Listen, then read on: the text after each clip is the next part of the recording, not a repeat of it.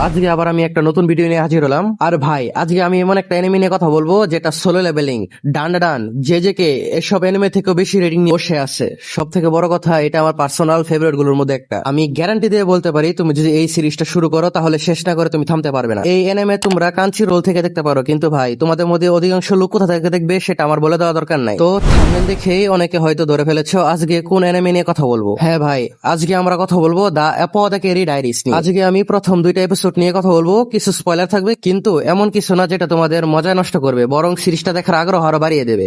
শুভ কাজ যত তাড়াতাড়ি সম্পন্ন হয় ততই মঙ্গল। তো শুরুতে আমাদের পরিচয় করে দেওয়া হয় মামা নামে একটি মেয়ের সাথে। আর ভাই এটা কোনো সাধারণ মেয়ে না, সে একজন অ্যাপোথেকেরি, সহজ ভাষায় বলতে গেলে কবিরাজ টাইপের। কাহিনীটা ইম্পেরিয়াল চাইনা পটভূমিতে। তখনকার সময় মেডিসিন নিয়ে মানুষের তেমন কোনো ধারণা ছিল না, কিন্তু মামা ছিল একদম অন্য লেভেলের। বিভিন্ন ধরনের ঔষধ, ড্রাগস আর বিষ নিয়ে তার বিশাল আগ্রহ ছিল। এমনকি এগুলো তার নিজের উপর এক্সপেরিমেন্ট করার তো তার আলাদা একটা শখ ছিল। মানে ভাই এটা কি ভালোবাসা নাকি আত্মবিশ্বাসের শেষ স্টেজ, সেটা এখানে আমি বুঝতে পারিনি। সো সে একদিন রেড জোনে বিভিন্ন ধরনের হার্বস কালেক্ট করছিল, আর তখনই কিছু লোক এসে তাকে কিডন্যাপ করে রাজদরবারে নিয়ে বিক্রি করে দেয়। মানে ভাই কারোর কেরিয়ার শুরু হয় ইন্টারভিউ দিয়ে, আর মামার কেরিয়ার শুরু হয় কিডন্যাপ হয়ে।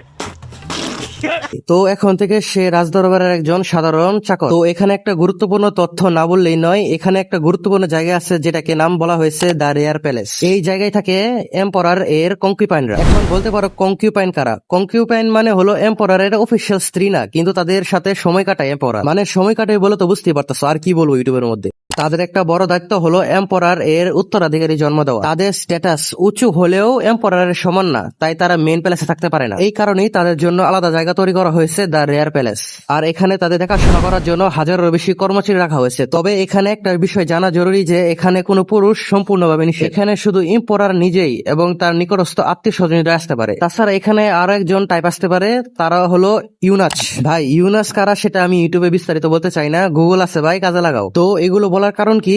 কারণ আমাদের যে মাও সে এখানে কাজ করে, তাও আবার সব থেকে নিচের লেভেলে। যেমন কাপড় ধোয়া, কাপড় শুকানো, জিনিসপত্র আনা নেওয়া, এইসবই মূলত তাদের কাজ হয়ে থাকে। এখানে একটা মজার বিষয় হলো যে এই লেভেলে বেশিরভাগ কর্মচারী লেখাপড়া জানে না। আর ওইদিকে তো মামা এই মেডিসিন বিষয়ে জ্ঞান এমন যে তাকে ছোটখাটো ডাক্তার বললেও ভুল হবে না। সে চাইলে আরো উপর লেভেলেও চাকরি করতে পারে, কিন্তু সে সেটা ইচ্ছা করেই করে না। কারণ তার বেতন যত বাড়বে, যারা তাকে কিডন্যাপ করে বিক্রি করছে তাদের লাভও তত বাড়বে। কারণ ওই সময় যারা কর্মচারী বিক্রি করতো তাদের আলাদা একটা লাভ দেওয়া হতো কর্মচারী বেতন থেকে। তাছাড়া ওইটা এম্পরারের জায়গা হওয়ায় ওইখানে ছোটখাটো একটা ভুলও মৃত্যুদণ্ডের কারণ হতে পারে, তাই মামা এই রিস্ক নেয় না। তো এক সময় মামা জানতে পারে যে এম্পরারের সন্তানদের নিয়ে একটা অদ্ভুত ব্যাপার হচ্ছে। এখন পর্যন্ত এম্পরার এর কয়েকটা সন্তান হয়েছে, কিন্তু কেউ বাঁচতে পারেনি। এখন বর্তমানে দুইটা কনকিউপাইনের সন্তান আছে, একজনের একটা রাজপুত্র আর আরেকজনের 6 মাস বয়সী রাজকন্যা। কিন্তু দুইজনই মারাত্মক অসুস্থ, এতটাই অসুস্থ যে দেখে মনে হচ্ছে তারাও বেশি দিন বাঁচবে না। এই কারণে পুরো প্রাসাদে একটা গুজব ছড়িয়ে পড়ে যে এম্পরারের বংশ অভিশপ্ত। বর্তমানে দুইজন সবচেয়ে ক্ষমতাধর কনকিউপাইন হলো লিউহা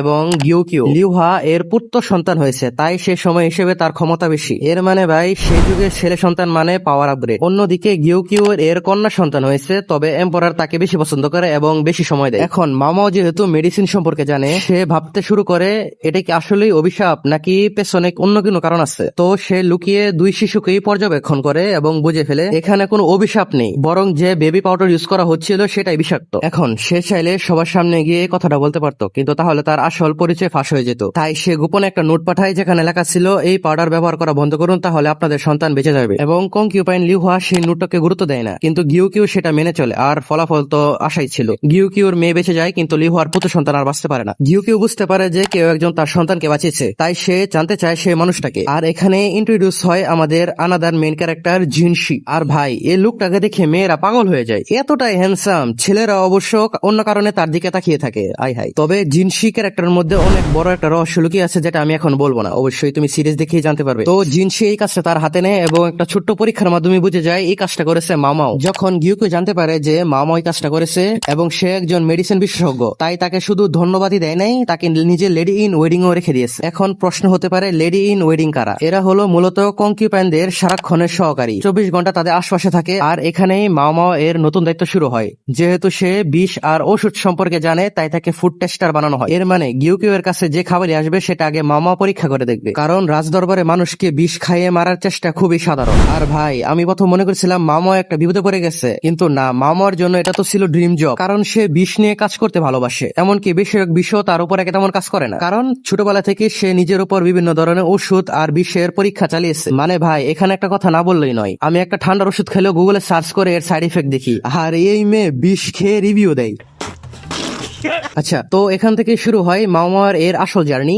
রহস্য, case solving, politics, medical knowledge সবকিছুর মিশ্রণ হলো এই অ্যানিমে। আর আমি যদি সত্যি বলি, আমি এখানে যা বললাম, অ্যানিমেটা আসলে এর থেকে অনেক বেশি। এর মধ্যে এত দারুণ দারুণ কেস আছে যেটা প্রতি এপিসোড শেষ হওয়ার পর মনে হবে আচ্ছা আরেকটা এপিসোড দেখি, আর তারপর দেখবে রাত 3টা বাজে। তাই যদি এখনো দ্য অ্যাপোথেকেরি ডায়েরিজ না দেখে থাকো, তাহলে অবশ্যই একবার ট্রাই করে দেখতে পারো, কারণ এটা শুধু একটা অ্যানিমে না, এটা একটা নতুন এক্সপিরিয়েন্স। তো আজকের ভিডিও এই পর্যন্তই। ভালো লাগলে অবশ্যই লাইক দিও, সাবস্ক্রাইব করো আর কমেন্টে জানিয়ে যাও যে তোমাদের পরবর্তী কোন অ্যানিমে নিয়ে কথা বলবো। টাটা।